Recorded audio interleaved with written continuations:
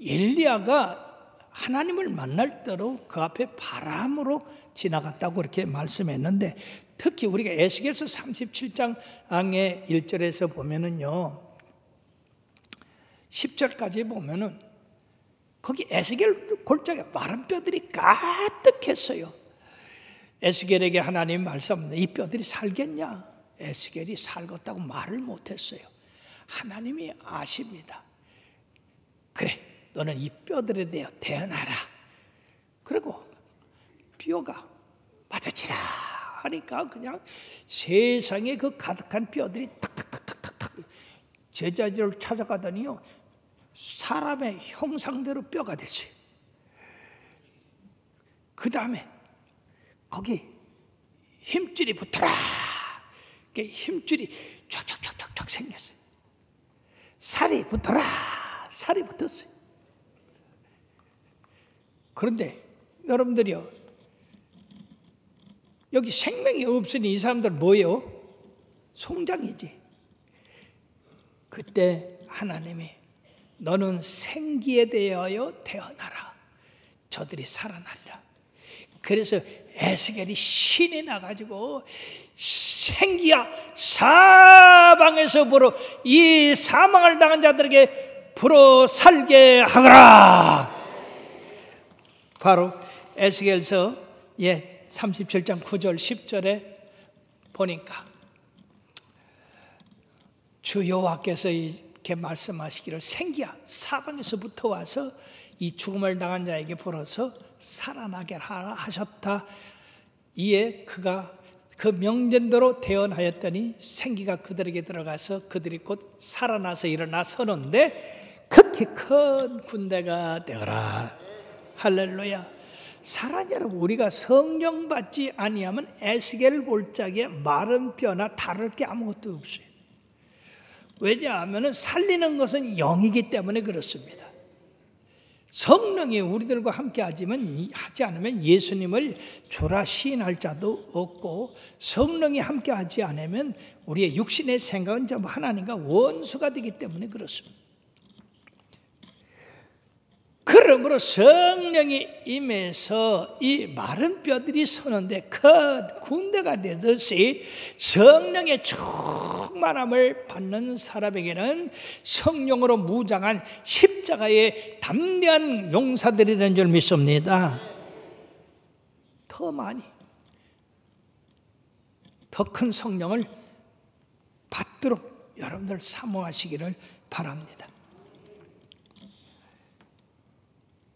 그리고 불의 혀같이 갈라지는 것들이 그들에게 보여 각 사람 위에 하나씩 임하여 있더라고 했습니다. 여러분, 불의 혀, 이거는 성령의 임재함을 말씀하는 것으로 구역해서 여러분, 하나님의 임재하실 때 이 성령의 불을 가지고 나타나는데, 모세에게 나타날 때도 이 불로 나타났었고, 그리고 시내산에서, 그리고 희망에서 하나님께서 이렇게 불로 그 백성들에게 나타나신 것을 볼 수가 있습니다.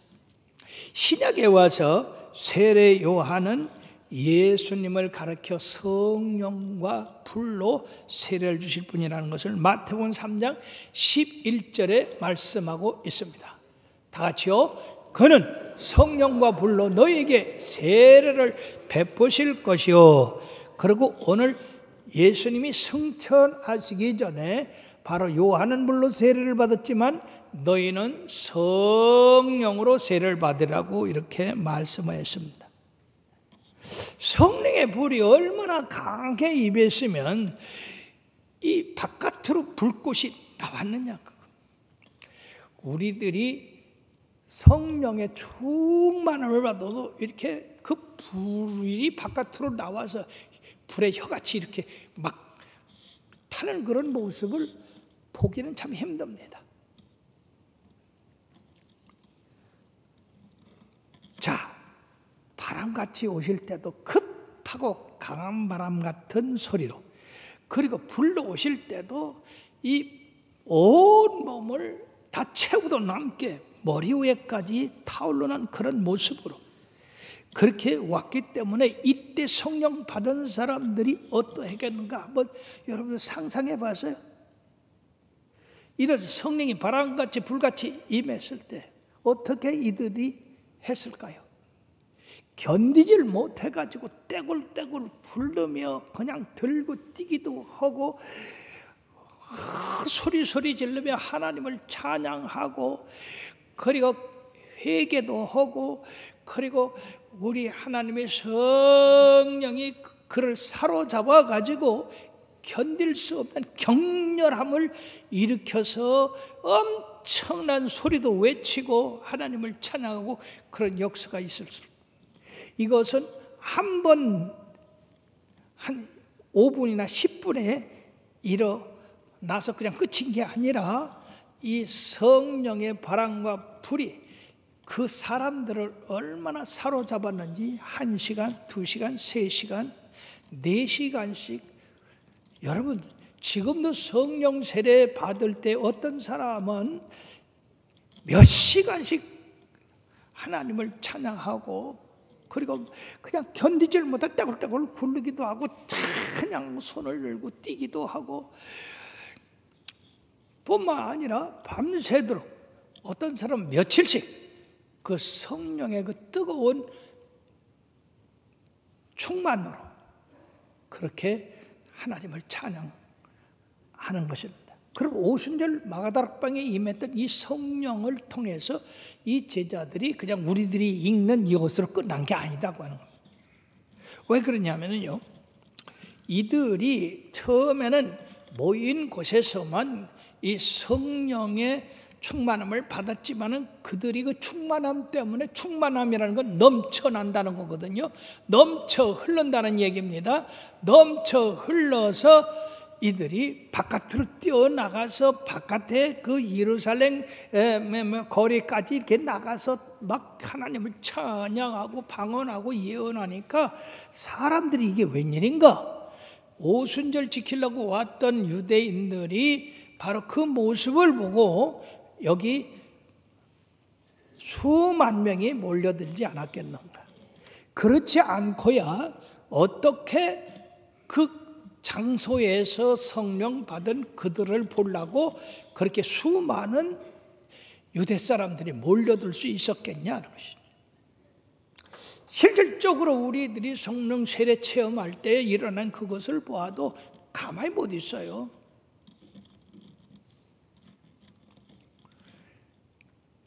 베드로가 설교할 때 하루에 3,000명이 회개한 걸로 봐서도요, 여러분 3,000명이 회개한다면 3,000명 회개해서 우리 교회에다가 이렇게 집어넣으면 이 자리에 아마 꽉 찰 거예요. 예. 그런데 회개한 사람은 3,000명인데 거기 몰려든 사람은 수만 명이 되지 않았겠냐? 그 어떻게 이 수만 명 되는 사람들이 그 아침에 몰려들 수 있었겠냐? 그것은 바로 이 성령 받은 사람들의 이 행위가 사람들을 놀라게 했다고 하는 겁니다. 그래서 구경하려고 왔는데 구경하러 왔다가 설교 듣고 회개한 사람이 3,000명이니까 이 성령 받고 이들이 기뻐하고 즐거워하고 들고 뛰고 찬양하고 했던 그 모습들이 얼마나 굉장했겠냐. 우리가 상상하는 1절에서 4절까지 끝나는 말씀이 아니다.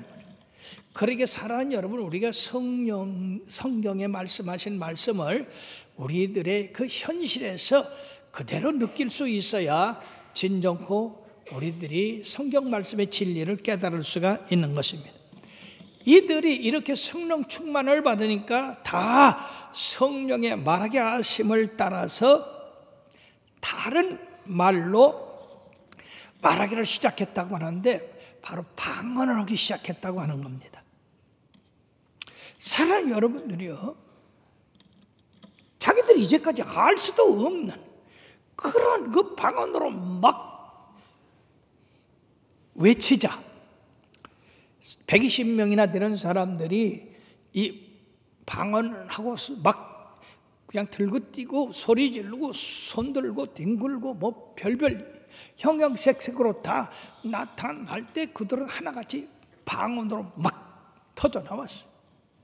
근데 놀라운 것은요, 이때 모인 사람들이 적어도 각 나라에서 15나라 이상의 된 곳에서 모인 사람입니다. 왜냐하면 유대인들은 새 절기를 꼭 지켜야 됐어요. 유월절, 오순절, 추수감사절. 그렇기 때문에 각 처에 있는 유대인들이 다 예루살렘에 모이는데, 이때 모인 예루살렘의 사람들을 말씀하고 있습니다. 그런데 이 사람들이 가만히 보자 하니까, 아니 저들이 말이요 갈릴리 사람들인데, 아주 시골 사람들인데 막 자기 나라 말로 막 하나님을 높이고 찬양하고 그런 것을 듣고 깜짝 놀랐습니다. 그러나 사랑하는 여러분들이요, 이 성령 충만이라는 것은 성령이 내 속에서 가득 차고 흘러 넘쳐 남을 말씀하는데, 바로 이 하나님의 신비한 체험을 말할 수 없는 심령의 환희와 희열과 즐거움과, 그리고 주님의 사랑으로 차고 넘쳐서 그들이 이처럼 다른 나라 말로 외치게 됐다는 겁니다. 자, 그들이 다른 나라 말로 외친 그 외침의, 즉 방언의 그 내용은 무엇이었을까? 첫째는 하나님을 찬양하는 것이고, 두 번째는 예수님이 고난당하시고 부활하신 사건을 말씀하시고, 바로 성령이 이 예수님이 주신 선물로 임하셨다는 것과 그들로 그 죄를 회개하고 우리 하나님 앞에 돌아서라고 하는 그러한 내용들이 이 방언 속에 그들의 나라 말로 외치지 않았겠는가. 그렇기 때문에 그들이 이 하나님의 크신 일을 보고 놀랬다는 것입니다. 사랑하는 여러분, 120명이 막 다른 나라 말로 막 떠들으면은 다른 사람이 자기 나라 말로 알아들을 수 있어요, 없어요? 예? 여기 여러분들이 다 그냥 방언한다고 그러면 누가 알아들을 수 있어요? 그런데도 그 방언이 자기 나라 말로 알아듣게 됐다는 얘기죠. 공동체 전체가 방언을 하는데 각 나라에서 온 사람들의 귀에는 자기 나라 말로 하나님 찬양하는 게 듣는다. 미국에서 온 사람 미국 영어로, 일본에서 온 사람 일본말, 중국에서 온 사람 중국말, 또 태국에 온 사람 태국말, 또 아프리카는 아프리카말. 이게 얼마나 놀라운 일입니까? 언어의 장벽이 무너졌습니다. 바벨에서 언어가 혼잡하게 됐는데, 그 혼잡한 것이 이 성령 세례로 말미암아 하나가 되는 역사가, 회복되는 역사가 일어났습니다. 바로 이건 뭘 말씀하느냐? 바로 예수님의 부활로 말미암아 복음이 온 세계에 퍼져서 이 복음을 받아들이는 사람은 다 예수님을 찬양하고 영광 돌리는 그러한 세계가 될 것이라고 하는 것에 대한 암시입니다. 사랑하는 여러분들이요, 오순절 성령의 세례는 우리의 상상을 뛰어넘습니다. 그러므로 바로 이 성령 세례로 말미암아서 초대교회가 탄생하게 되었다는 겁니다. 예수님의 보혈의 피로 말미암아 교회가 탄생하게 됐지만, 그 탄생이 정식적으로 세워지게 된 것은 오순절 성령 세례였다 하는 겁니다. 그 당시 이 제자들은요, 자기들이 배우지 못해서 무식한 거, 지혜롭지 못해서 어리석은 거, 그리고 담대하지 못해서 두려운 거, 예수님을 잃은 거에 대한 슬픔, 그리고 앞으로 행해야 될 모든 게 걱정, 그런 것이 한없이 있어서 눌려서 기도 못 피고 이렇게 죽은 자처럼 있던 그들에게 성령이 임해서 그 모든 걸 다 떠나게 하시고 오히려 하나님의 능력으로 충만함을 받으니까 이 사람들이 권세 있는 사람들이 됐고 능력 있는 사람들이 됐고 예수님을 전하는 증인들이 되었던 것입니다. 사랑하는 여러분들이요, 그러므로 이 일은 어떤 역사적인 기록이 아니라 실제적인 체험이요, 실제적으로 제자들에게 일어났던 그런 격렬함의 체험이었던 것입니다.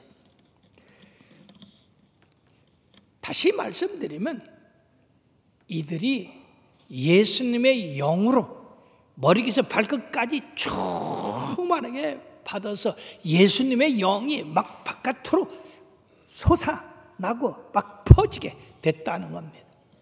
그리고 성령 충만 받음으로써 우리 이들의 그 뒤에 행한 것을 보십시오. 이들은 예수님같이 생각하고 예수님같이 말하고 예수님같이 능력을 행하고 예수님같이 복음을 증거하게 되었던 겁니다. 특히 이 성령은 우리들의 기쁨과 그리고 환희와 즐거움, 말할 수 없는 이 하늘의 비밀을 느끼게 하지만은 무엇보다 중요한 건 예수의 사랑이 우리 속에 넘쳐나게 한다는 것입니다. 예수님은 사랑의 주님 아니세요?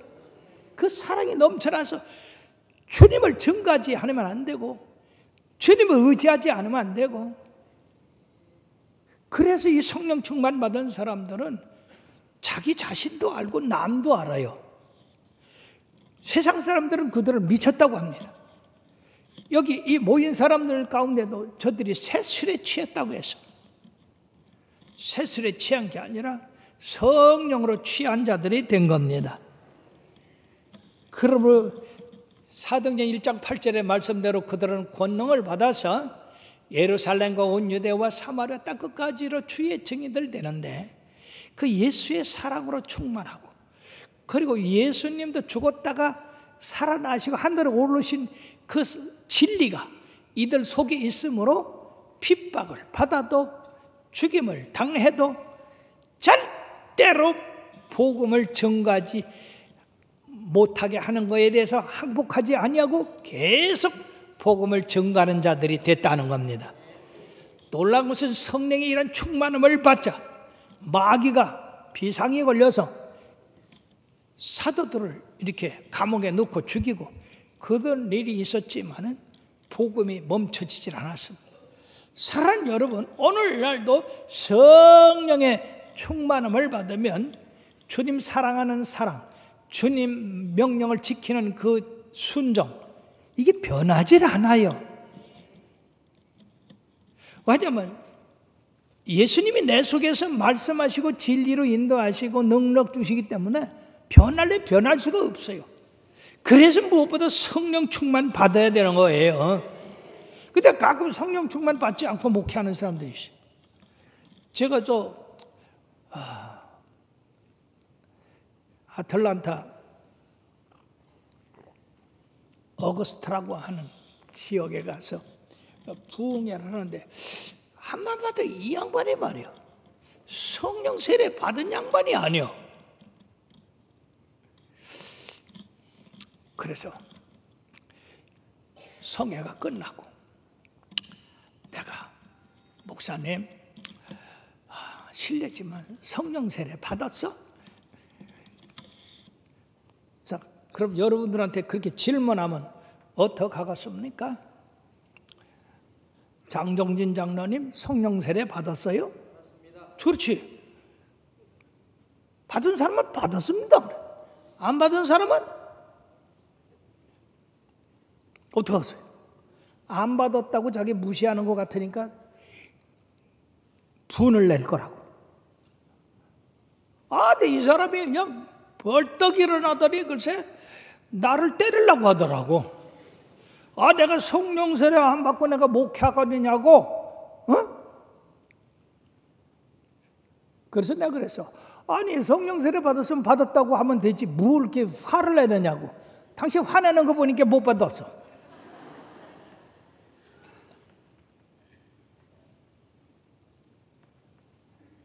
성령 세례 받은 사람은요, 한국 사람이나 미국 사람이나 저 흑인들이나 어느 나라 사람이고 똑같아요.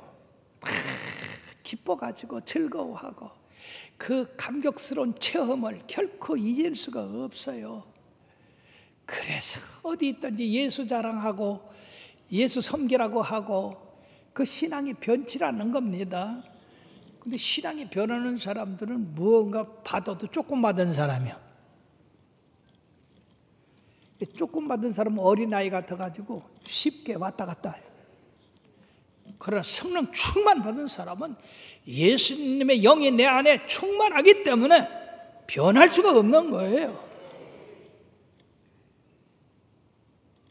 그래서 거듭나는 세례가 있고 성령 불세례가 있는데, 거듭나는 세례는 예수 믿게 되는 그런 새로운 영이 내 속에 들어왔다는 것이고, 성령 충만한 세례는 그냥 예수님이 내 속에서 충만하게 임한다고 하는 것입니다. 그러므로 우리가 성령, 그냥 거듭나는 성령만 받은 사람은 뭔가 성령 충만 받는 이 성령 세례를 사모하고 기도해야 될 줄 믿습니다. 우리가 더욱더 자꾸 더 예수님 사랑하고 더 주님 앞에 가까이 가고 더 많은 일을 행해야 되지 않겠습니까? 그러려면 예수 그리스도의 주시는 이 성령은 선물로 주신다고 했으니까 우리가 잘못된 생각, 잘못된 행동 회개하고 이 사모하면 바로 이 성령을 주셔서 우리로 말미암아 이제 하나님의 능력을 따라 살아가게 되는 것입니다. 그러므로 성령 세례 받았다 할지라도 이 성령의 충만함은 소멸될 수가 있어요.